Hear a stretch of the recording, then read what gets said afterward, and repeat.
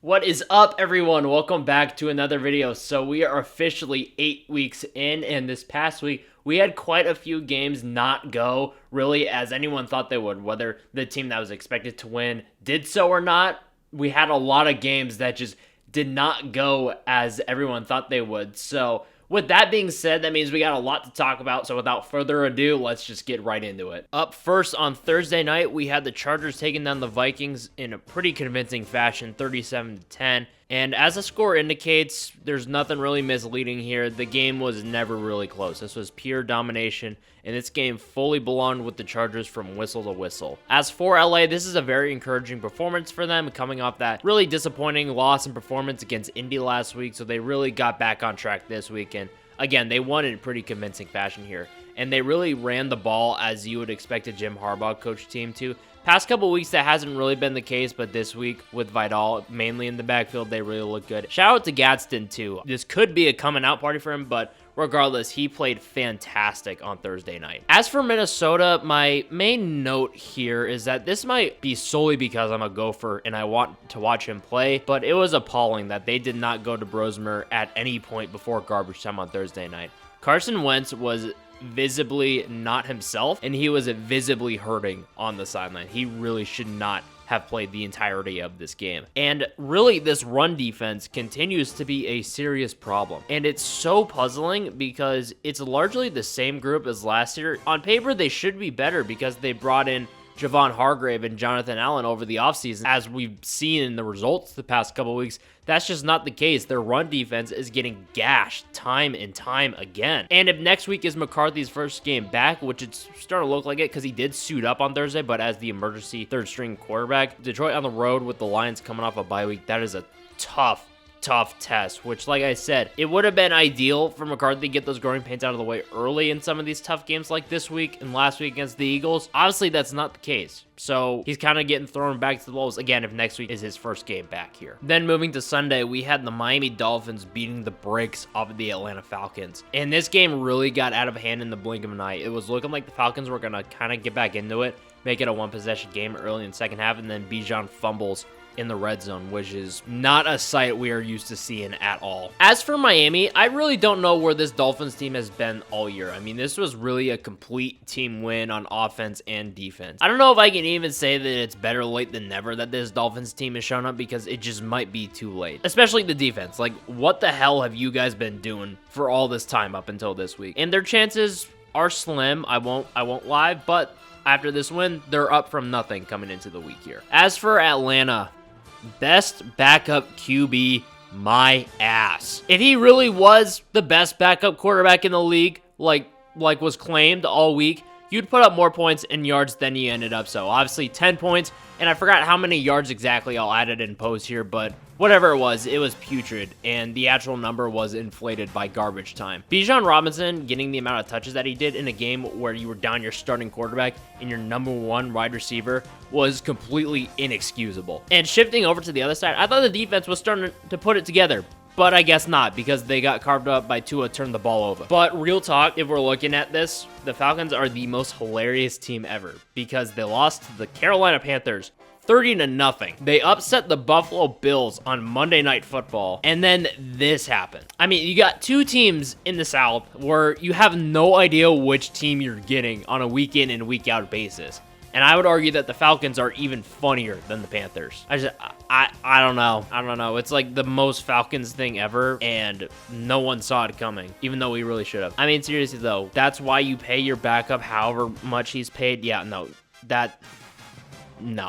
No, I'm at a loss. I'm at a loss. Then staying in the 1 o'clock window, we had the Baltimore Ravens taking down the Chicago Bears 30-16. And this really looked like it was going to go the Bears' way early. I mean, they were feeding Rome on that first drive, got field goal out of that opening drive, and then after that, after the Ravens got going, it was just all downhill for them from there. As for Baltimore, this was a win they desperately needed, and they got it. Like I said in my preview last week, this was last call for the Ravens. They dropped to 1-6.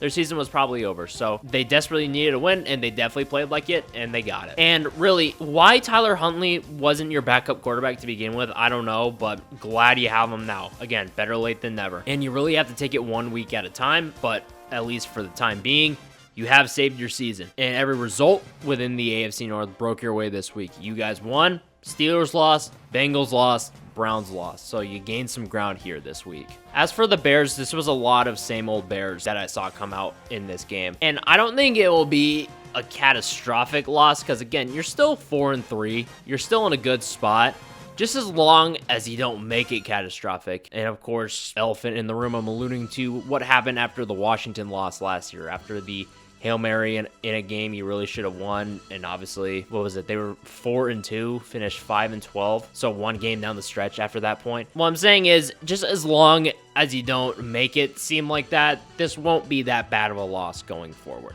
The ball is fully in Chicago's court here. And staying in the 1 o'clock window, the New York Jets. Yes, the New York Jets won a football game. They beat the Bengals 39-38. And this was another generational game that we've gotten this season, and another generational fourth quarter that we've gotten this season.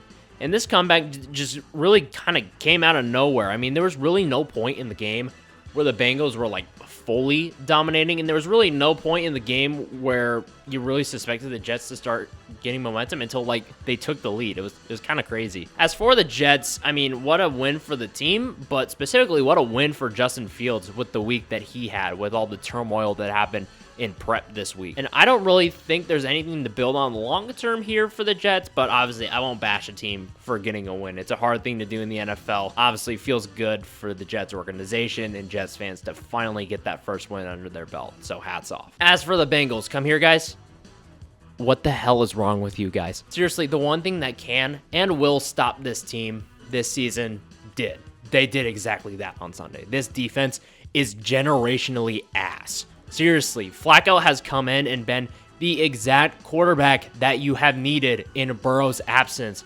In the defense, in response to, honestly, a fantastic game by Flacco. Once again, he's got that connection with Chase going. He has been playing phenomenal. And the defense got diced up by Justin goddamn Fields. I don't know. It's just like, I shouldn't be surprised that the Bengals are doing this, but I am. After the Pittsburgh win last week, you really think that maybe there's a chance that the Steelers won't get a de facto division win by default, but the Bengals just can't get it together. I don't know. And staying in the 1 o'clock window, we had the Houston Texans taking down the San Francisco 49ers 26-15. In this game, it really seemed like there was only one team on offense. For Houston, as I mentioned, this was pure domination in time of possession. They ran the ball so well. They took care of the ball. It was such an efficient game offensively and a great win for them. And getting their season back on track is looking better than it did last week with the loss to Seattle, especially with Jacksonville on a bye this week. That made this week a little more important than last week. And obviously, you got the win here. You were guaranteed to either gain or lose a half game on Jacksonville, and you got the better result. You gained a half game on them, and season is starting to teeter back on track for you. As for San Francisco, this was a tough matchup for your backup quarterback. Obviously, with that great Houston defense, that great Houston secondary, it really showed. Mac Jones really struggled on Sunday. By the time you finally got it going, it was just too late. The hole was too deep. But the thing is, you've given yourself a nice cushion early. This loss only drops you to 5-3, so it's not a horrible loss.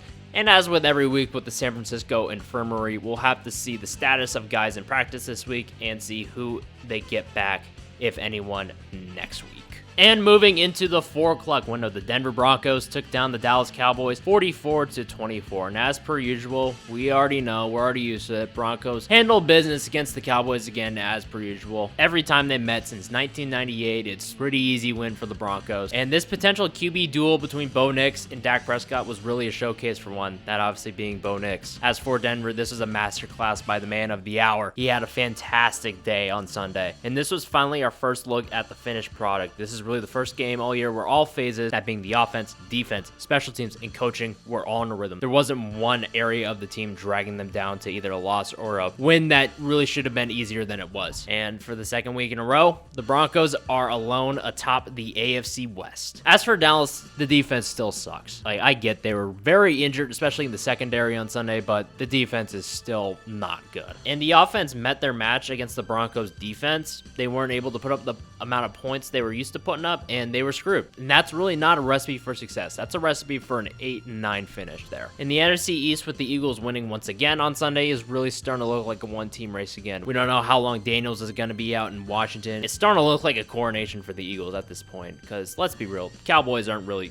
that threatening with, again, the quote-unquote defense. And on Sunday night, we had the Green Bay Packers taking down the Pittsburgh Steelers 35-25, and this was pure second half domination. It was almost two separate games that we had here on Sunday night. And obviously, Aaron Rodgers in his revenge game was denied in a quest to beat all 32 NFL teams. As for Green Bay, as I mentioned before, the Packers completely took over in the second half. It was two completely different games played by them in this game, and obviously the better one they played was the half that counted. And they're right back to looking as good as they did before the Browns lost and the Cowboys tied. The offense is really clicking, the defense making clutch plays when they need to. This is the Packers team we saw in the first couple weeks again before it kind of got derailed in that Cleveland game early on. As for Pittsburgh, this defense is really getting to a point for me where it is starting to get concerning. They don't have the offensive firepower to make up for the defense having a bad game, which is starting to become a bit of a routine at this point. They got sliced and diced by Joe Flacco last week, sliced and diced by Jordan Love this week. I don't really know. I'm not used to criticizing the Steelers defense and picking on them for having a bad game, but that's where we're at right now. And with the Bengals losing, it's not as bad as it could have been, but this is still a rough game to drop from Pittsburgh's perspective. And looking at Monday night, the Kansas City Chiefs took down the Washington Commanders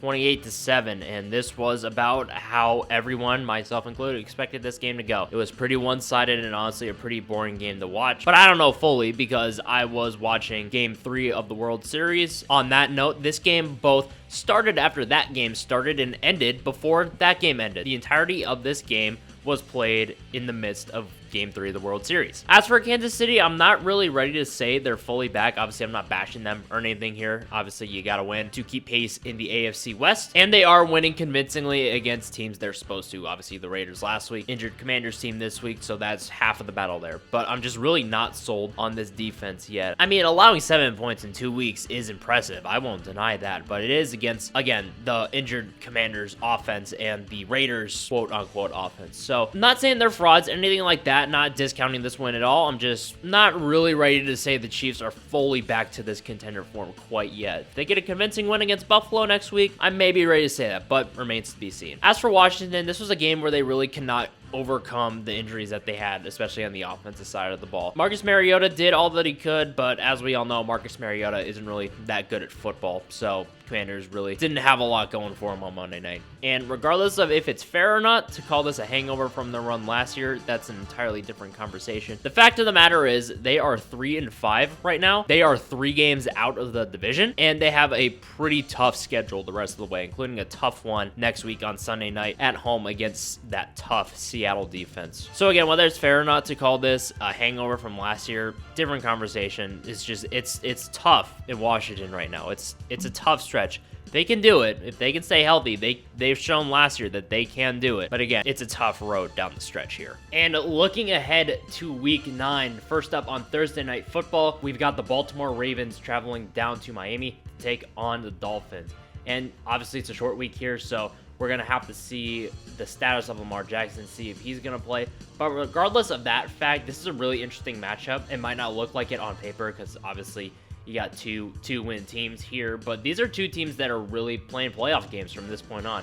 Either one of these teams suffers one more loss, that's probably season over, start tanking and start planning for next year. Really interesting to watch and see who's going to come out as the more desperate team here. Then moving into Sunday in the 1 o'clock window, we've got the Chicago Bears traveling to Cincinnati to take on the Bengals. And this is a really interesting matchup once you consider that both of these teams are coming off pretty crushing losses last week. So this week acts as kind of a form to avoid letting it spiral. Obviously, Chicago let it spiral last year. Cincinnati is trying to make it so that the Jets game was just a one-off. So much like the Thursday night game this week, it's going to be interesting to see which one of these two teams comes out as the more desperate team here. Then staying in the 1 o'clock window, we've got the 6-2 Denver Broncos traveling to Houston to take on the 3-4 Texans. And this is a showcase, really, of two of the best in the business when it comes to the defensive side of the ball. Two of the best secondaries as well, although it just came out that Pat Surtain is going to miss a couple weeks here with a pec strain. But regardless, it's still two of the very best secondaries in the NFL going at it here. So it should be really fun to watch a showcase of how defense and how pass defense is played in the NFL. And looking at the two teams as a whole, obviously Houston is still in the process of trying to get their season back on track. So this is a pretty big test for them in that process. And Denver's obviously on one of the quietest 5-game win streaks that I've seen in some time, so we'll have to see if they can keep it rolling here. Then staying in the 1 o'clock window, we've got the 7-1 Indianapolis Colts, these Colts with the best record in the NFL, that is, traveling to Pittsburgh to take on the 4-3 Steelers.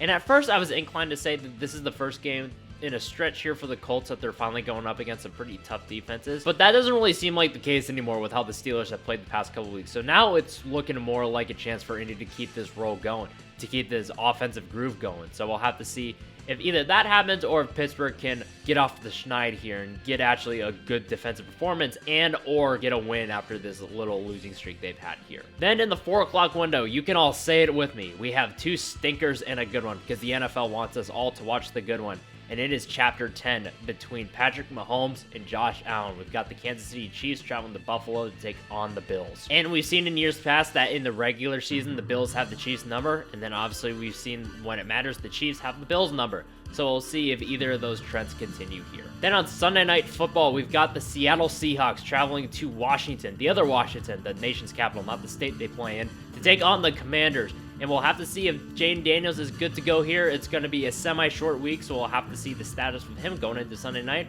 Regardless, this is a really tough test for the Commanders to get this thing back on track. Obviously, the Seattle defense is great, and they really struggled against Kansas City last week, obviously, so we'll have to see if the Commanders can get this thing back on track or if this is going to start to spiral for them here. Then on Monday Night Football, we've got the 2-5 Arizona Cardinals traveling to Dallas to take on the Cowboys. These are 2 teams that have lost in pretty funny ways this year.